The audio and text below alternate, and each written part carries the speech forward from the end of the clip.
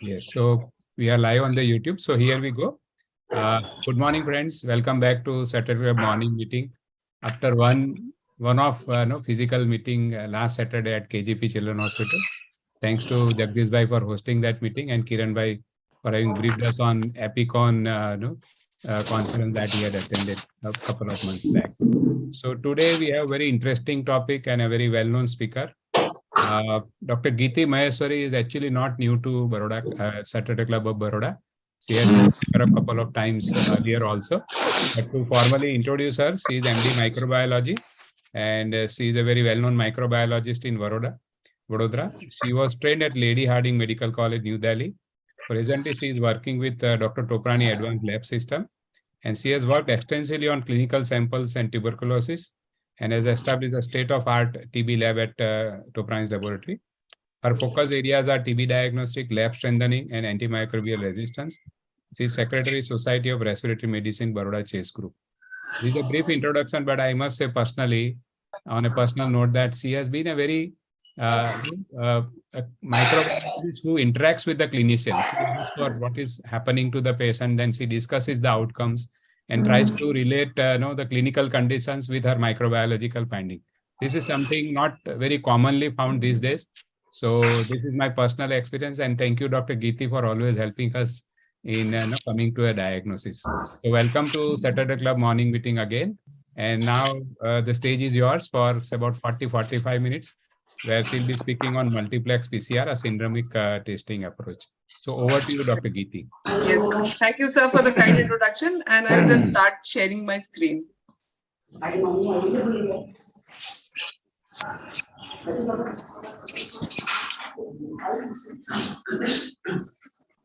Please mute everybody else, please, sir. I'm sorry, I'll have to just stop for a minute because it's not going forward. So I'll just go back and then just for a minute. Okay. Just a minute.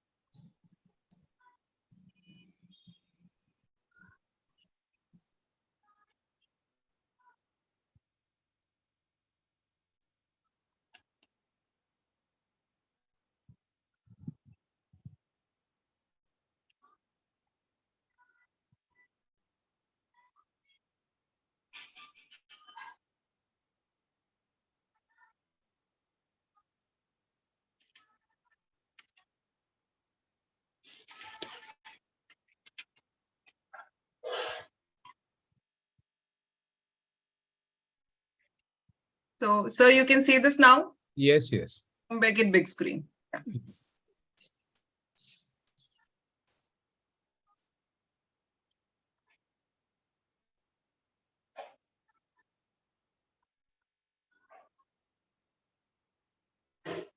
Right. So Yes. here we go. So good morning, everyone. I'll be speaking on the syndromic testing, the multiplex PCR. Now, just a few words about the PCR. It's a simple, rapid, sensitive, and versatile in vitro method for selectively amplifying defined sequences of DNA or RNA from an initial complex source of nucleic acid. It's a key technique that has transformed science and medicine. And we know that during the COVID pandemic, PCR was our mainstay of diagnosis. So these are the basic steps of PCR. So first we have a double-stranded DNA, and then we denature this DNA into single-stranded DNA. Then we add primers to this, and there's extension happening of these, the single-stranded DNA. And in the end, we have a whole lot of duplicated DNA. And how much is, you can see very well in this, that there is exponential amplification of the DNA. And in about 35 cycles of the PCR, which is the standard PCR, we have 34 billion copies of the initial template DNA. So this is the beauty of this system. And over the many years, this has been now used to in various areas of science and technology. So what is syndromic testing? Syndromic testing is a symptom-driven broad group of probable pathogens into one single test that maximizes the chance of getting the right answer in a clinically relevant time frame. So today I'll be talking about how syndromic testing uses PCR to arrive at a good diagnosis. Now, differential diagnosis can be difficult. As you can see in this picture, all these X-rays look approximately the same, whereas the first one, the A1 is a 1-year-old with alveolar infiltrates, B is a 7-year-old with alveolar infiltrates, the C is the 6-year-old a patient with alveolar infiltrates, and D is a 16-year-old with alveolar and interstitial infiltrates.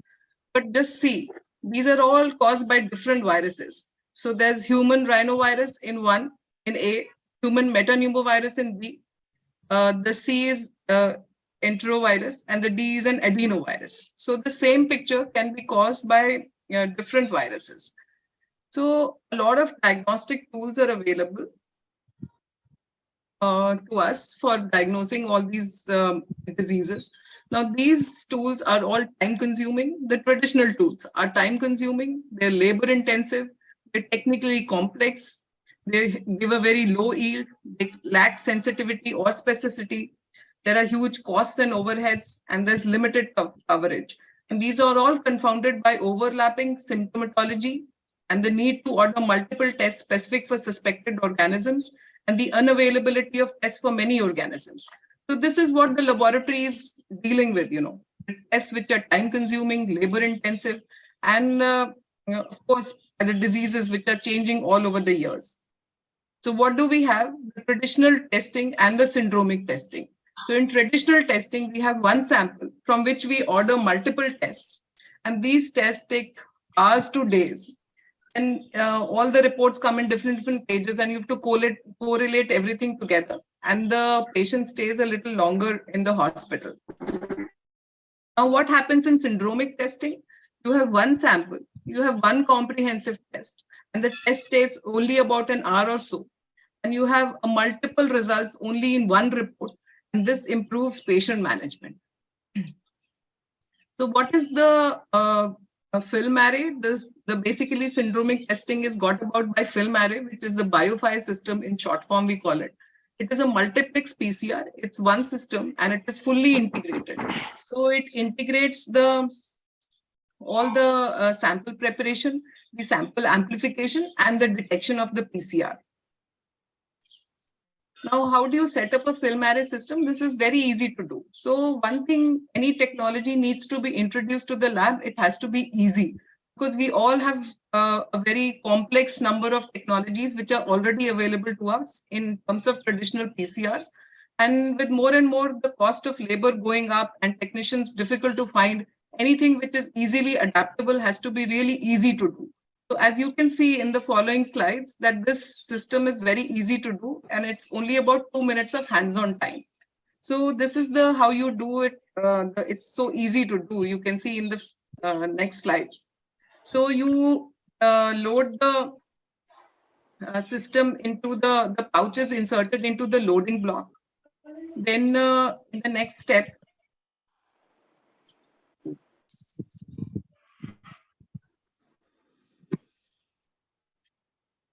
uses to move.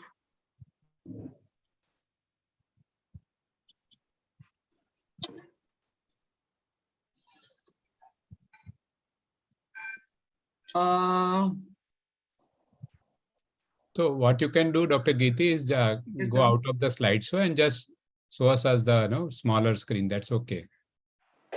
If So you can get out I of think the slideshow. I just moved it, moved the screen sharing part. So that's why it's now it's giving me some difficulty. So what do? I either come back or No, because what you get out of the slideshow and see okay, if you are able okay, to get out of the fine. slideshow, No, sir, I'm then not it able might to get move. out also. Okay, you're not able to get So out. I will probably have to just let me check if it's moving at all. Right. Hi. So it started moving. Okay. Yeah. So so hydration solution. Just a minute. Right. So it's so easy to do. You just see there are 2 minutes, and then the pouch is inserted into the loading block. The small black one is the loading block. And then the hydration solution is injected into the pouch through a blue inlet port. Then the sample buffer is added to the sample injection vial. And after that, the sample is added to the sample injection vial using the transfer pipette. And the lid of the sample injection vial is closed and the vial is inverted 3 times to mix the sample. And after this, the sample buffer mixture is injected into the pouch through the red inlet port. And the film array instrument is now ready to set up. So this whole pouch is then taken to the film array system, and then it is inserted into the machine. The machine is closed and the test is started. So we'll see what happens inside the pouch. Now, sample extraction, amplification, and detection all happens inside the pouch. And this takes only about an hour or so. So the sample moves into the lysis chamber. The cells and pathogens are lysed by feed beating, releasing the nucleic acids. Then the nucleic acids are bound by magnetic meads and move from the lysis chamber to the purification chamber. Wash buffer removes the cellular and pathogenic debris.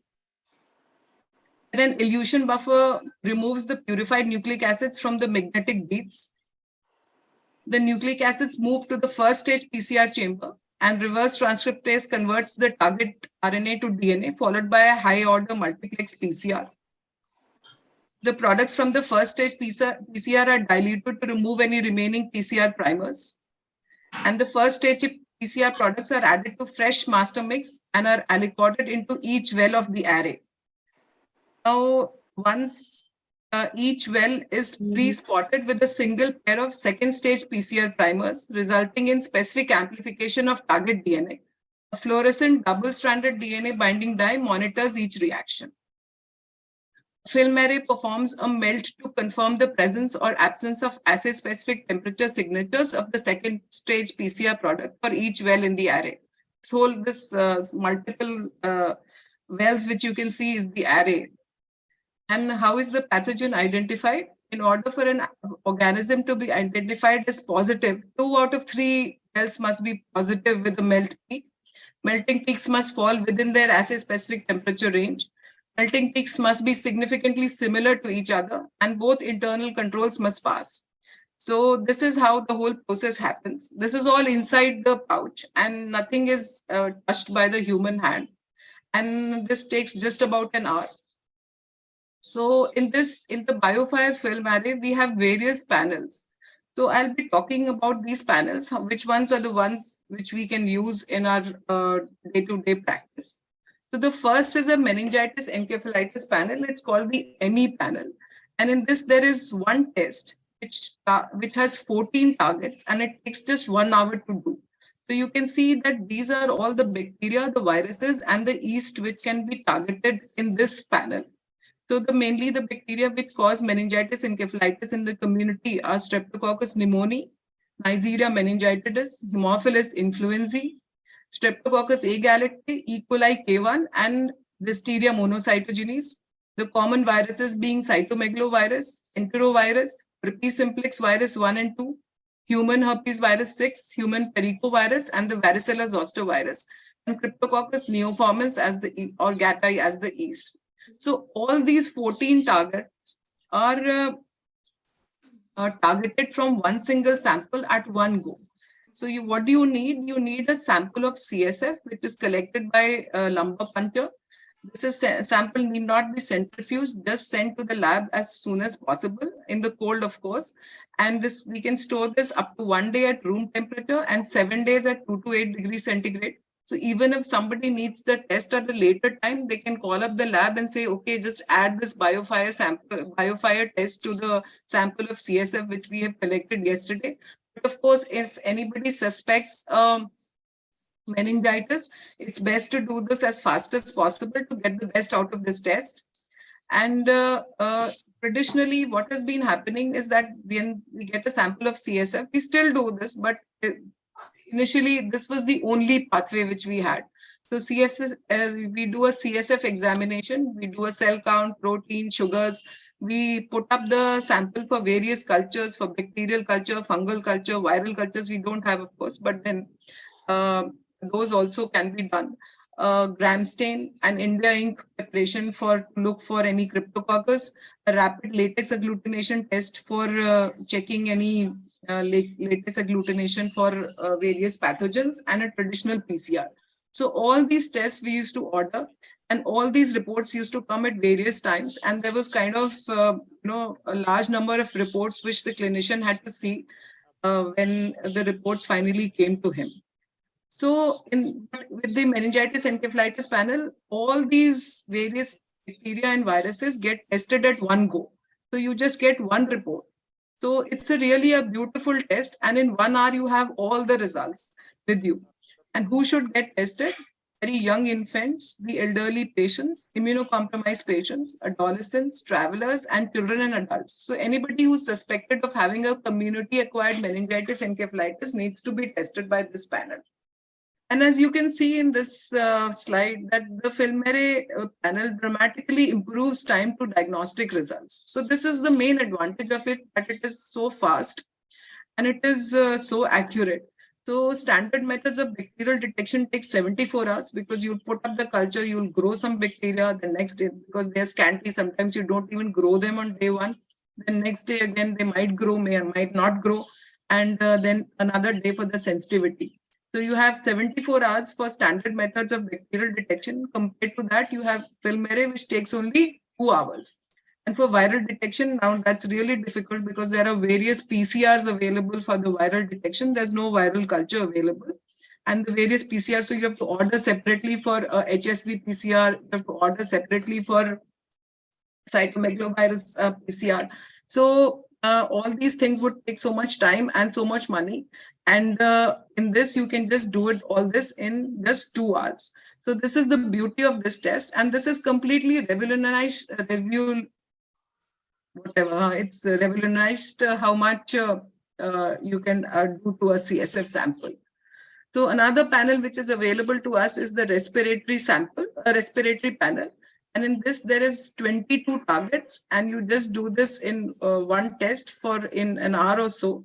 Many viruses which cause upper respiratory tract infections, like the adenovirus, the whole coronavirus group of viruses, including the SARS-CoV-2, human metapneumovirus, human rhinovirus, enterovirus, influenza A, the influenza A pandemic, the influenza A H1N1, influenza B, parainfluenza viruses, and the respiratory syncytial viruses. And bacteria such as Bordetella pertussis, Bordetella parapertussis causing pertussis, Chlamydia pneumoniae and Mycoplasma pneumoniae, again causing upper respiratory tract infections. These are all the targets which we have in this respiratory 2 panel. So what is the sample which we can use in this? We can use a nasopharyngeal swab, which is collected in viral transport medium. Now, this is very familiar to all of us during COVID times. So there is no specific swab or any VTM type which this requires. You can just do, there are so many brands of VTM as well as swabs which are available. So a nasopharyngeal swab is collected and this is sent to the laboratory. 300 microliters of the sample is all you need to diagnose all these large number of viruses and the 4 bacteria in this. And again, you can store this for up to 3 days in the refrigerator and frozen up to 30 days. So even if one does a COVID and then sees, that maybe it's negative and you want to find out if there are other viruses present in this sample, you can still do this. Now, traditional testing, of course, for this kind of samples, the upper respiratory tract samples is difficult, and it takes many hours to days to do it, and the patient stays for a long time in the hospital. Whereas in syndromic testing, you have just one sample, you have one comprehensive test, it's about an hour, and you have all the reports, all the results in one report. Now, who should get tested in this? Again, young infants, immunocompromised patients, elderly patients, and patients with comorbidities. So during the COVID pandemic, of course, everybody was having COVID positive, but sometimes if they were COVID negative, and then, people wanted to get this done. So again, 300 microliters of nasopharyngeal swab collected in viral transport media is what we used.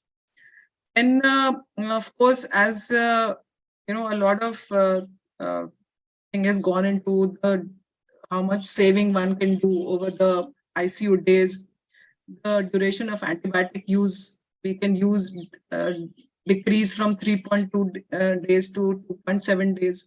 There's a large number of financial saving. And the speed to results is, of course, the main thing. At 25.3 hours before BioFire adoption and 3.2 hours after BioFire adoption. So there is an 84% decrease in turnaround time. And the overall performance is 97.4% sensitivity and 99.4% specificity. Now, the pneumonia panel is something which we are using extensively. And in this, we need a sample of sputum or a bronchoalveolar lavage. We can also use endotracheal aspirates. And this, you can see that this is, again, targeted for community-acquired as well as hospital-acquired pneumonia. So we have a large number of bacteria, which includes all the common pathogens like Klebsiella pneumoniae, Pseudomonas aeruginosa, Staphylococcus aureus, Streptococcus pneumoniae, and of course, our Acinetobacter baumannii. We have atypical bacteria, the Chlamydia pneumoniae, Legionella pneumophila, and the Mycoplasma pneumoniae. Various viruses, adenovirus, coronavirus, human metapneumovirus, the influenza A, influenza B, parainfluenza, and the RSV viruses. The most important in this is the antimicrobial resistance genes. So we also have target of carbapenemases, which are the 5 common ones which are present, the IMP, KPC, NDM, OXA48-like, and the VIM. We have ESBL, CTXM, and for methicillin resistant, we have the MEC-A and the MEC-C genes. Now, all these you can detect from a sample of BAL or a sample of sputum in just with a sample volume of 300 microliters and a sensitivity of 96.2% sensitivity and 98.3% specificity. And for sputum, the sensitivity is 96.3% and a sensitivity of 97.2% specificity. So, of course, it detects a large number of bacteria. Now, in a culture, sometimes you might not grow everything, but this will detect. But that's sometimes a problem. And I've had friends who've said that, the report shows so many pathogens. What are we supposed to do? But in this, the reports are semi-quantitative. So it detects the bacteria in terms of 10 to the power 4, 10 to the power 5, 10 to the power 6, and 10 to the power 7. So if there's a large number of bacteria detected, sometimes anything less than 10 to the power 5 is not significant. But if we have a single pathogen in any quantification, that is still significant. So one has to again get back to the laboratory if there's a large number of bacteria detected, and then discuss as to how the sample was collected or whether there was anything happening to the sample before it was sent to the laboratory. And it has a huge impact on antibiotic prescription because in 68% of empirical antibiotic courses could have been altered to a more appropriate therapy because we are detecting the pathogen in 2 hours of time and also detecting the antimicrobial resistance genes. And appropriate antimicrobial stewardship, about 50% of patients could have been de-escalated based on the BioFire pneumonia panel result, saving more than 18,000 hours of antibiotic use. And as we know that antibiotics are used right, left, and center in India. And with this test, at least the very sick patients can get appropriate targeted antibiotic therapy. So just to show you this in a case, this is just a case which came to us a few days back. A 56-year-old male patient with a history of cough and fever for 5 days. The patient was treated first with antibiotics and anti-allergics for 2 to 3 days. Then he started having difficulty in breathing, so he reached the ICU. and the CT scan showed bilateral consolidation. So a bronchoalveolar lavage was sent for BioFire pneumonia panel. Now this is the BioFire pneumonia panel report, and in this it's not very well visible, but you can see that there's a tick in the first report that says Klebsiella pneumoniae group has been detected, and various antimicrobial genes like CTXM, the NDM, and the OXA48 like genes have also been detected in this report. So the patient was put on appropriate antibiotic depending on the antimicrobial resistance genes as well as on the bacteria. So he was put on Zavicefta plus Astronam combination, and the patient improved dramatically. So the time to diagnosis and appropriate antibiotic therapy improved from 48 hours to 2 hours. So actually, if this sample is also put up for culture. So in culture, we grow the bacteria, and then the next day you have the growth of Klebsiella pneumoniae group like this patient had. So, and then you take another 24 hours to do out the sensitivity. So in 48 hours, you will finally get the sensitivity. And then you know that, okay, so many drugs are resistant. So instead of that, you just have the antimicrobial resistance genes and the bacteria within 2 hours of time. And then you can put the patient on targeted therapy. Anyway, these days, the antimicrobial therapy is based on the resistance genes which we are able to detect. So that has been a big advantage in technology, that the traditional reports are of course important, but then because of this we save so much time. So this can actually be life-saving in very sick patients.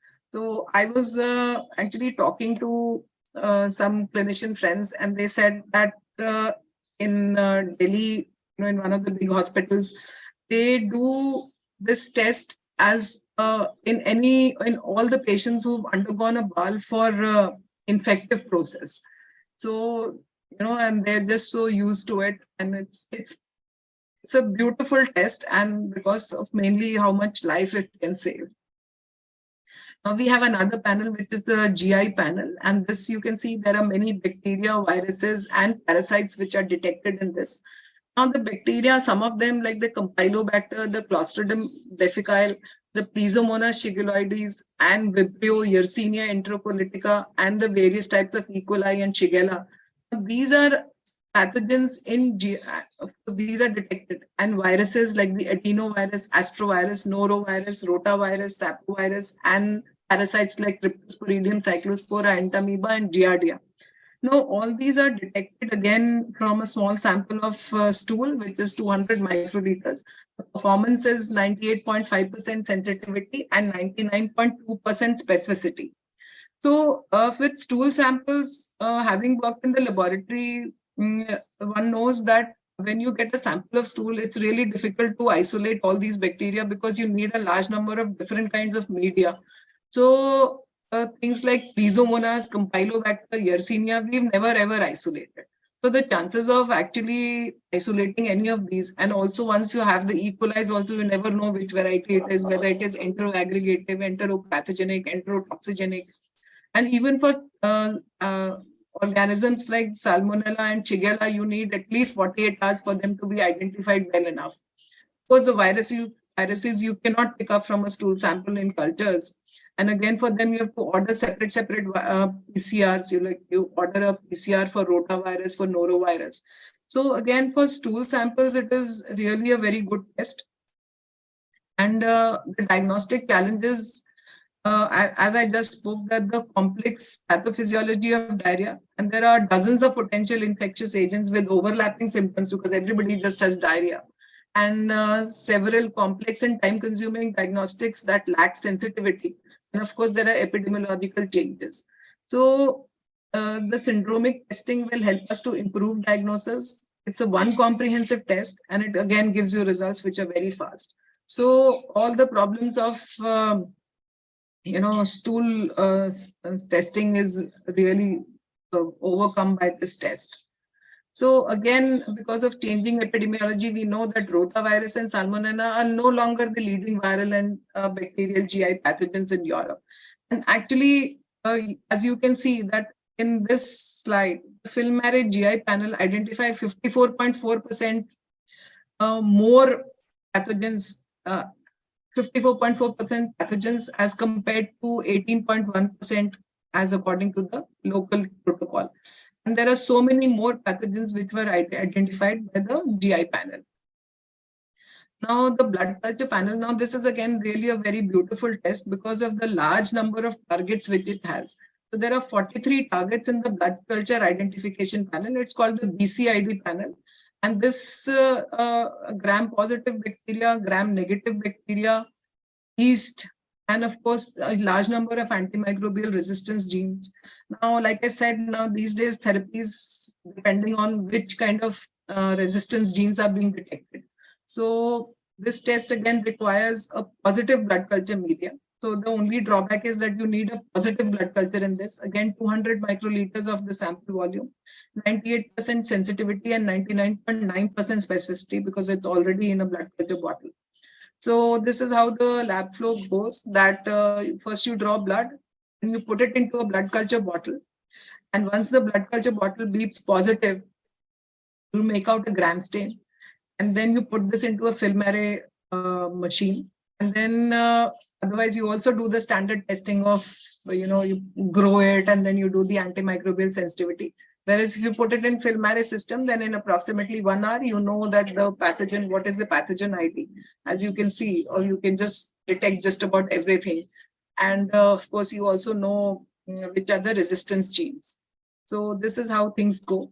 And of course, in the ICU, we all know that as the time to appropriate antibiotic increases, the patient survival rate increases. So there are chances of the patient dying if appropriate antibiotic therapy is not initiated in time. So this decreases the time to effective therapy, reduces hospital costs, improves time to antimicrobial de-escalation, and lessens the use of unnecessary antibiotics. So this is a very beautiful test. And it's adopted in many ICUs as straight away a test. Once the blood culture comes positive, you straight away put it into the BCID panel. And within 2 hours, you know what your pathogen is and what your antimicrobial resistance pattern is. So another new test which has just been launched is the bone and joint panel. And this has gram-positive bacteria, gram-negative bacteria, and antimicrobial resistant genes and the yeast of Candida albicans. And as you can see in this, that the beauty is that in this, they have so many organisms, which are there's Anaerococcus vaginalis and Anaerococcus prevoti, Clostridium perfringens, Cutibacterium avidum, then there's Feingoldea magna, Parvimonas micra, Peptonephilus, and Peptostreptococcus anaerobicus. Now, let me tell you, in all my years of being in the lab, I've never ever grown any of these. So from any sample. So that is the beauty, that you can actually just detect all of these as well as the common ones like Staphylococcus, Streptococcus, and the gram negatives, and yeast, and of course the antimicrobial resistance genes, like I just mentioned that these days targeted therapy is available depending on which gene is present. So the overall performance is 91.17% sensitivity and 99.8% specificity. So again, it's really easy to do. You collect 0.2 ml of synovial fluid, and with approximately 2 minutes of hands-on time, you put it into the film array system and you get results in 1 hour. And multiple results are present in one report. Now, film array is, of course, a guide to early therapeutic adjustment, tool for better and safer patient isolation. In case you find the patient is having COVID or patient is having influenza A or something, you can cohort those patients. Improved patient management. So there's reduction in nosocomial infections, shorter time to the right therapy, and the length of stay in hospital. And a significant impact on healthcare costs with this reduced length of stay, reduced use of antimicrobial therapy, reduced rate of nosocomial infection, and reduced number of downstream healthcare procedures. Now, I'll just a quick thing on how the reports look like. So the report will be in 2 pages with a detection summary on the first page showing only the detected analytes, and a semi-quantitative and quantitative analytes in the pneumonia panel, and followed by a qualitative detection of antimicrobial resistant genes, atypical bacteria, and viruses. And so in this, you can see in the respiratory panel, so the COVID virus was detected and the influenza A81 2009 was detected. This is the pandemic coronavirus. So this is detected. And in the ME panel, of course, Listeria monocytogenes was detected. In the GI panel, again, Vibrio and Vibrio cholerae was detected. And to summarize, syndromic testing is the need of the hour. It's fast, easy, and comprehensive. It's really fast, so it's a rapid sample to answer turnaround facilitates timely targeted therapy. It's easy to do, so you don't really need very skilled technician to do it. And it's comprehensive. With over 100 targets, it provides the largest infectious disease pathogen menu on the market. And it positively impacts patients, physicians, and everyone in between. Each syndromic testing panel offers several proven benefits and empowers healthcare providers to choose the right test first time. So thank you. And any questions, I'll be happy to answer them. So I just get back to. Yeah, you can. Right. So I stop share now. Yeah. Or should I leave the screen on? I think if anybody has any better questions. leave the screen now. Achha, okay, right, sir. Stop the screen sharing. You remain on the panel. Yes, sir. Yeah, that's good. So thank you very much, Dr. Geeti. It was wonderful. In a brief time, about 35-40 minutes, you have given a very informative, whole overview of the multiplex PCR, and we clinicians have benefited a lot. I'm sure there are a lot of questions. I will first read it from the chat, and then we'll take personal questions. TB, Dr. Gopal has posted a question regarding TB in this ME panel, meningoencephalitis panel. Sir, unfortunately, these tests were developed in the West. And I hope that in the future, we'll have something which is made in India. So we don't have TB in any of the panels, So for TB, but we have the most wonderful Gene Expert, the Gene Expert Ultra, which is like the most wonderful test you can ever have. So there's no TB in these panels. You have to order the Gene Expert separately for that. But TB, of course, is another thing. We don't have that. Right. Another question is regarding, it's from Gopal only. Is there any fever panel for dengue, chikungunya, and salmonella? We actually have a fever panel, which targets the main pathogens causing fever in India. So it has dengue, chikungunya, it has salmonella, and I think it has one or two more. So that's another group of multiplex PCR. So see, this is the PCR which has a lot of targets. So there are the lesser, it has 14 targets in the ME panel, and all the other panels have a large number of targets. So they have 43 targets, 22 targets like that. But there are other smaller multiplex PCRs also available.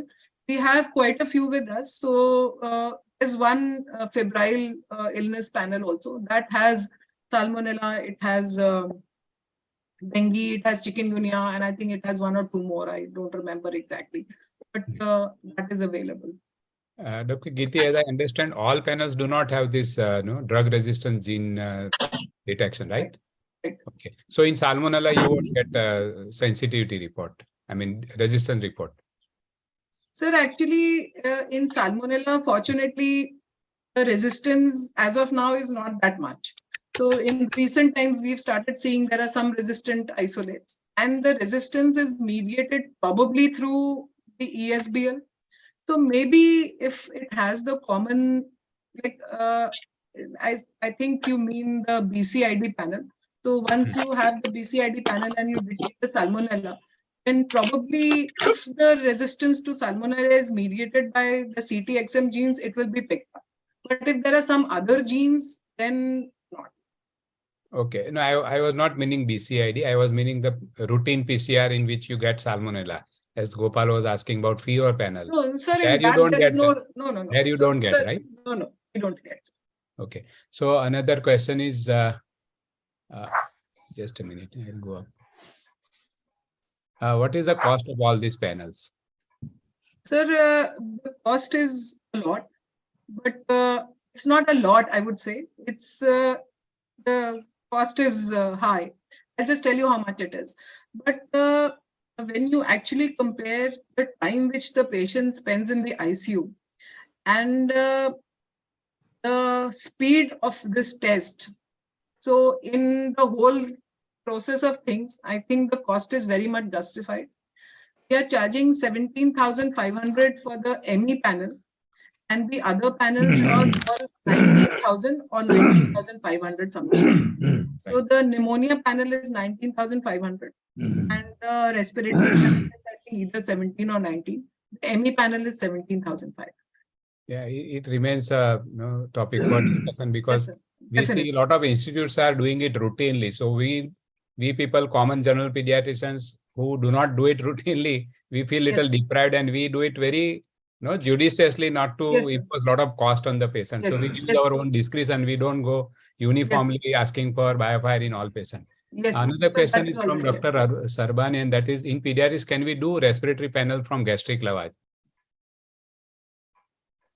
Respiratory panel from gastric lavage. Gastric lavage, because we don't do BAL in every patient. No, it's difficult to do. She means probably the pneumonia panel from gastric lavage. Yeah. She means. She means pneumonia. Okay, pneumonia. I think he or she means pneumonia panel. Pneumonia panel, yeah.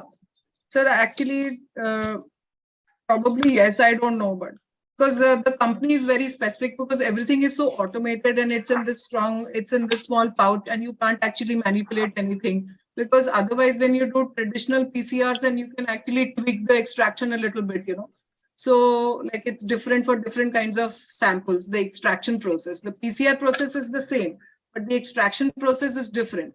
So you can actually tweak that a little bit depending on the sample, but here everything is fully automated. So I don't really know, but I can check. Okay. Dr. Dr. Praveen Veena is asking about pneumonia panel. Is there any fungi as well included? So there's no fungus in the panel. Okay. For that, we need a KOH, which we would be. Dr. Suti again asking about multiple organisms being detected, and do you have any study or data on that double or multiple positive reports? Sir, actually, like I mentioned, this is a cause, I would not say of concern, but yes, a lot of people think that, there are different things in this. So meningitis, encephalitis, you don't expect to see two things. But sometimes you can have one bacteria and one virus, sometimes, very occasionally. But then you have to be very sure that there is no contamination in the sample. So that is why everything has to be processed with proper aseptic precautions and taking the highest level of care in this. These are very sensitive PCR tests. And everybody who deals with PCR knows that in PCR, contamination is, the bane of everything. So you have to process everything with great care. So provided that is okay, then if you have multiple things growing from a CSF sample, then probably something is wrong with the sample itself. So that is regarding the ME panel. But if you have multiple bacteria growing from the pneumonia panel, then that is possible, because this is a sample of sputum or of BAL, and usually of patients who've been lying in the ICU for a long time. So you can probably have Acinetobacter, Klebsiella pneumoniae, maybe some Serratia also all together. And that frequently happens in the pneumonia panel.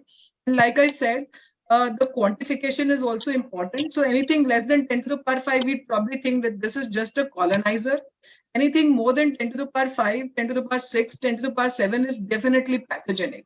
So that's how this goes in the pneumonia panel. So of course, the clinical judgment and of course the laboratory person being able to actually read out any test, that's the most important.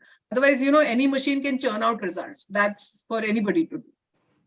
So ultimately, clinical, I think discretion is required. Clinical, of course, sir, and the laboratory. If you have multiple pathogens, do call the lab and ask them, what should I do now? Right. So another question from Dr. Kiran says, what is the closed loop and open loop panel? Sir, closed loop and open loop. I think he means, I'm not sure what a closed loop and open loop, but I think he means closed loop means a closed system. Probably, I think he means that. So like this is a closed system. So you can't, the panels are fixed. So if you I mean, put in a that is a sample, closed system or open system only. What is the meaning exactly? okay. Sir, a closed system means like something like this is a closed system. So it's a multiplex, and the whole thing is, you just put in the sample and these are the targets which are identified. You can't change the targets. But in an open system, like let's say, I'd be easier to explain on the biochemistry thing. Like if an open system is like you can just use any sample on the system, like open PCRs are there. So we have a large number of them. So you can actually, if you want to detect HSV, you can do it from a sample of CSF. You can also do it from a sample of serum. You can do it from, like various things. So like those are the open systems. So open is like you can, also it means that some PCRs, the test is such you can use it on different machines. I think that's what he means. So there are some kits which are available. You can use it on any PCR machine. So those are the open tests, open system tests. And this is not open system. This is a fully automated closed system. Okay. Kiran I think maybe that's what sir means. He is also asking about any possibility of observation interpretation. Sorry? I couldn't get that, sir. Kiran bhai, go ahead. Any possibility of observer interpretation policy? Sir, in observer interpretation, the report is in front of you. The only time when there's something in, like I said, just mentioned the pneumonia panel, that when there are multiple targets being detected, then it's semi-quantitative. And so sometimes you need to actually filter out the ones which are less than 10 to the power 5. Of course, we've had sometimes when we've had a large number of targets being detected out of a sample of BAL, let's say.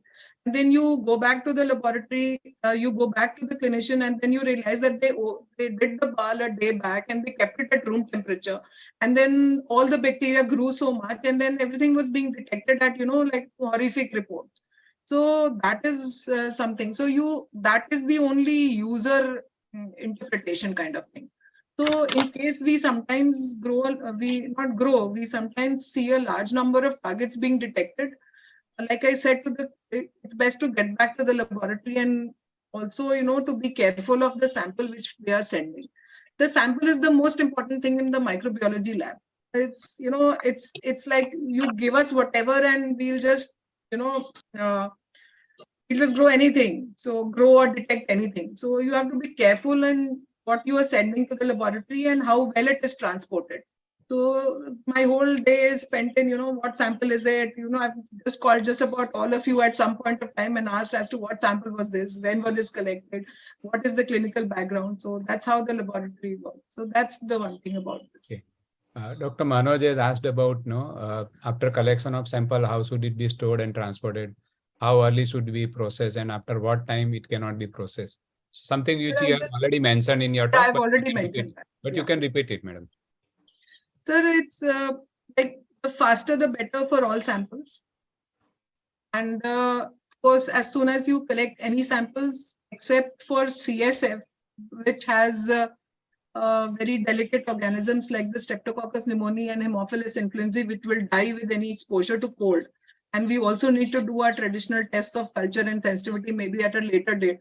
So you transport everything else in the cold as fast as possible. That's the rule for every microbiology sample. And there is specific criteria that some samples can be kept at, for 1 day at room temperature, for 3 days at 2 to 8 degrees. And some of them, like the upper respiratory tract VTMs, can be kept frozen also for 30 days. So there's a specific criteria. It's mentioned in our sample manual. So in case there's ever a discrepancy, just get back to the lab. It's difficult to remember all this. It's very much written properly. But the faster, the better is there for every sample. And usually within 3 days, you can do it. But if you are going to, you do think the patient needs it, so you're going to do it for very sick patients, at least the pneumonia panel. And the BCID panel, obviously the patient must be very sick to have sent a blood culture and then he must be in the ICU. That's why you want to get a BCID done. So for those, the faster the better is of course there. For meningitis, I think a lot of clinicians keep waiting and seeing, okay, maybe we'll get some answer from the routine test and then maybe we will order this. And maybe we will get some answer from the gram stain or from the culture. Let me tell you, the gram stain is very, very insensitive test, very insensitive test. And so unless your Streptococcus pneumoniae is absolutely teeming in your CSF, it happens only once a year maybe. And then you are never going to see anything. Probably once in a while, you will see something in the gram stain. So for ME, I think, and many of you are pediatricians, for you, the ME panel is really something which is really, really useful. Of course, the cost is a lot, but I think the parents' anxiety and the children being so sick is something which you have to juggle with. It is really very helpful in pediatrics also. So Dr. Praveen Bhide has asked a little more elaborate question about antimicrobial resistance in. Is there any write-up with you, and that if this particular gene is detected, these antibiotics will work or not work? I think it's a resistance gene only that you're talking about, right? Yes, sir. These are resistance genes. So we have resistance genes for the ESBLs. We have resistance genes for the carbapenemases, and we have resistance genes for the Staphylococcus, the MECA, the MECC, and we also have the VAN-A, VAN-B for the vancomycin resistance in one of the panels. So probably what he means, Dr. Praveen, are you there? So if you can elaborate on your question, probably what he means that do you have specific antibiotic resistance? Yes, Praveen. Yeah. Yes, so I understood what he said, what he's meaning, but please go ahead, sir. Just I wanted to know, if we detect ESBL, then we know these particular antibiotics are not going to work. So I just wanted to know about other genes. So sir, like if the carbapenemases are present, then we know that the carbapenems are not going to work.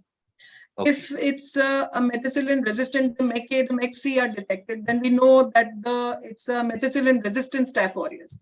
So methicillin resistant Staph aureus is like the carbapenems, the penicillins, the cephalosporins, the BL-BLI combinations are not going to work for standard Staph aureus, methicillin resistant. And for ESBLs, we know that the cephalosporins will not work. But probably sometimes we can actually try the cefepime, or we can, the BL-BLI are in between for ESBLs. So that's how the standard is. But actually these days you now even know that if you're, see, the main problem is the carbapenemases. Because if you have a ESBL, you'd probably start a carbapenem. But if you have carbapenemases, those are the most difficult ones to manage. So if you have carbapenemases, and so most common carbapenemases being your the NDM and the OXA48 in India, the KPC, which is of course detected in all these panels, but that's not usually seen in India, the VIM and the IMP. So these again have different connotations. So if it's a Klebsiella pneumoniae and you have a NDM, then you need to start something else. If you have a Acinetobacter and you have an NDM, then you need to start something else. So that's a separate thing.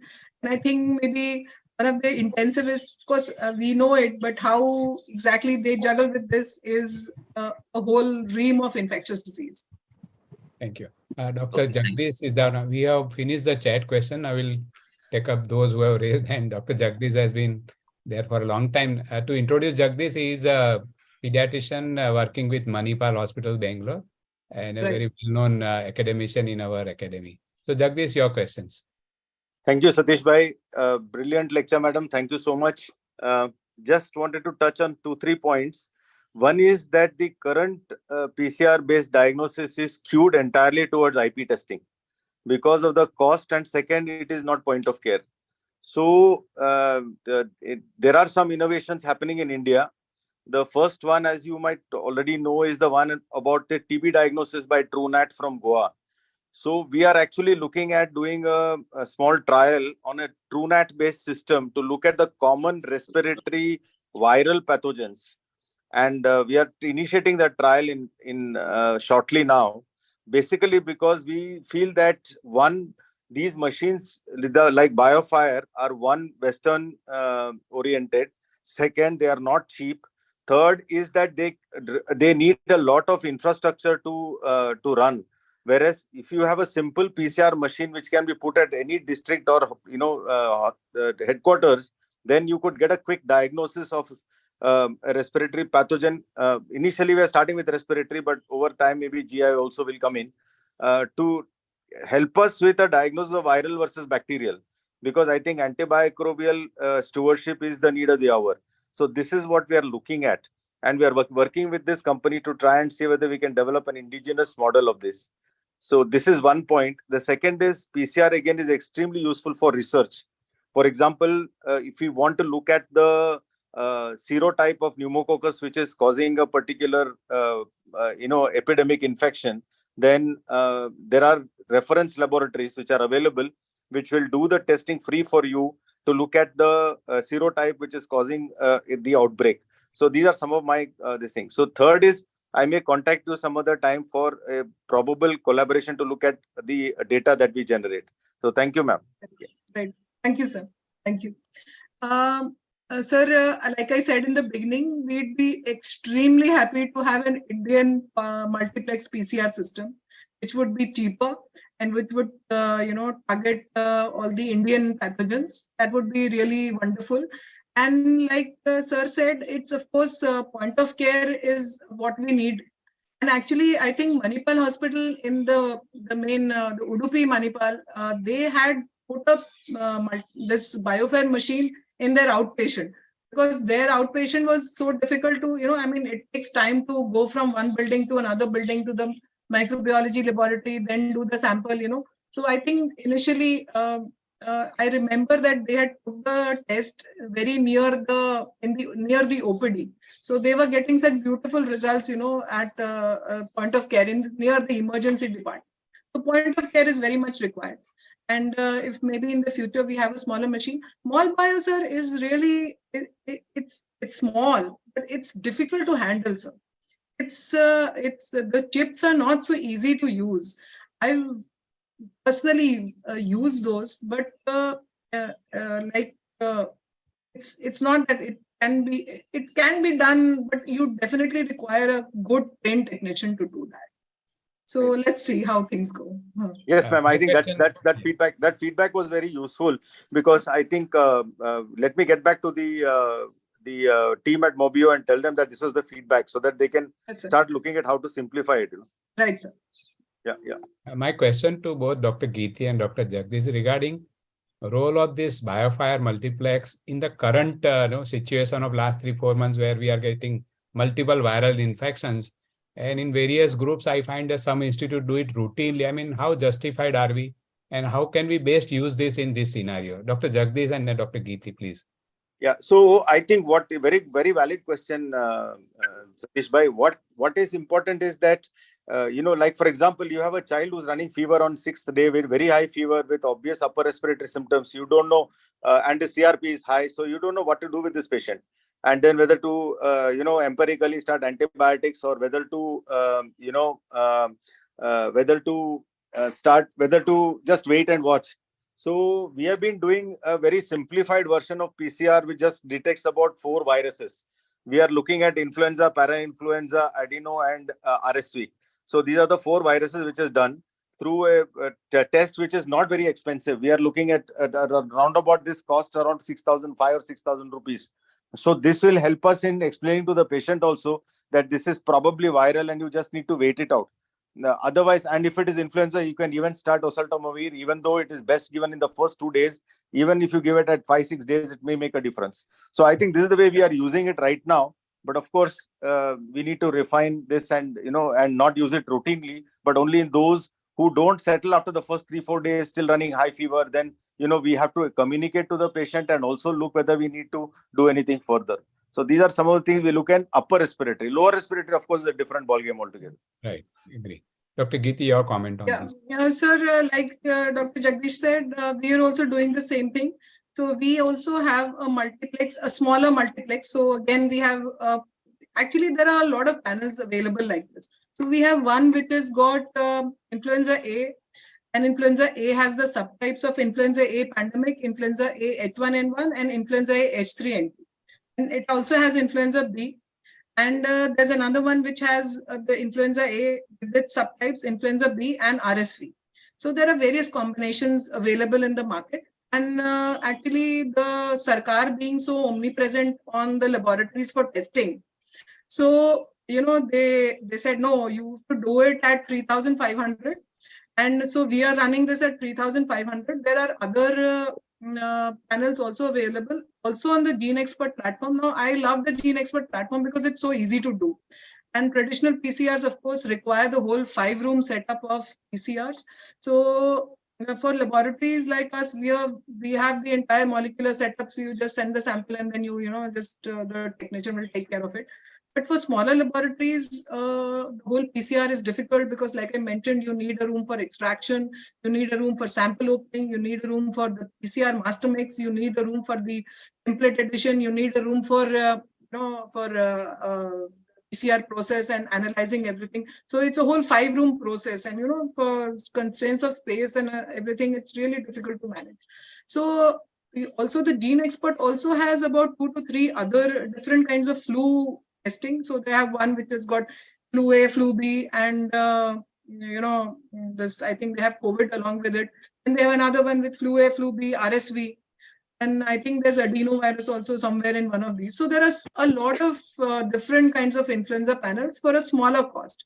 But then, of course, then you rule in or rule out the virus. And then supposing it's not a virus, then we see so many negative virus. So these days, because of increasing COVID and influenza still having a hold on, the city, so we have people doing COVID as well as influenza, and then all of them come out to be negative, and then what do you do then? So of course that is always there. I think So this information is very useful, Dr. Geeti, because it's not that we have to ask for a full panel. We can be little selective and Yes, sir. interact with you and Yeah. try to minimize the cost. Absolutely, sir. So upper respiratory, it depends on the disease. If it's upper respiratory, of course, you can go away by doing the viruses. Because like I just showed in the respiratory panel, the major ones are the various viruses. So, it's like a pre-test probability kind of situation. Like these days, we know there's tons of influenza A, majority H3N2. So we know that, this is what it's probably going to be. So you can order this test. Actually, we do not know what is happening here because we do not do it much, frequently. Whereas in, say, West Bengal, they said the adenovirus is rampant there. I think Jagdish can also throw some light on that. Yeah, adenovirus is rampant everywhere. We are not testing for it, but it is rampant everywhere. The only thing is that they had deaths in West Bengal, so there was a big uproar in the political circles there. So that is why it became very famous in West Bengal. But if you look at whether it is Bangalore or Mumbai or wherever, we have adenovirus everywhere, and especially those who come with not only respiratory but also with eye involvement and abdominal involvement and things like that. So I think the pickup of adenovirus is quite significant. Right.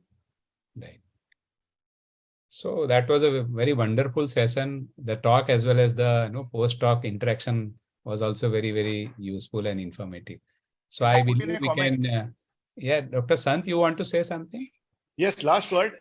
In all my years of practice, I have brought microbiologists inside the operation theater to rule out whether this is tuberculosis or malignancy.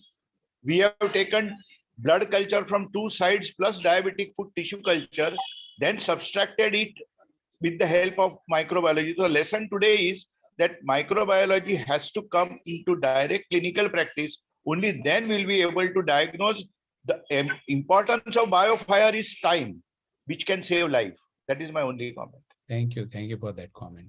Any other comment from anybody? Because we are already 5 minutes past 9. So, Dr. Tushar Toprani, you want to say something? No, all is good. So. Thank you. My father is also joined. Sir, good morning. If you are listening to us, good morning. So we end the session here and we meet again next Saturday. Thank you, Dr. Geeti, and thank you all the participants for very active interaction. Thank you, sir. Thank you, sir, for lovely moderation.